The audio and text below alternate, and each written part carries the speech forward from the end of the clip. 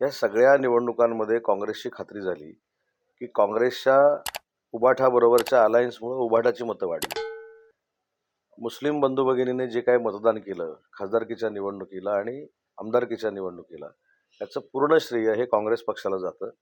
काँग्रेस पक्षाची vote bank ही काँग्रेस पक्षाकडे कितपत राहिली हे मला माहीत नाही, परंतु ती शिवसेना उबाठाकडे डायव्हर्ट झाली.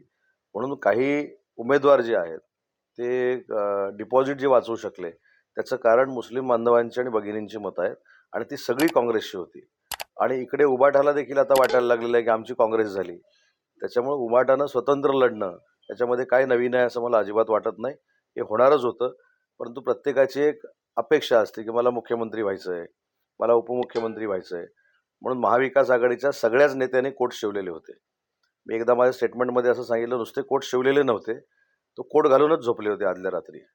पण सकाळी जेव्हा उठले 9 वाजता आणि सगळं हातातनं गेलंय, कारण ते इच्छुक असलेले देखील पराभूत झाले. त्याच्यामुळे महाविकास आघाडी स्प्लिट होणार आहे हे ऑलरेडी मी 2 महिन्यापूर्वी सांगितलं होतं.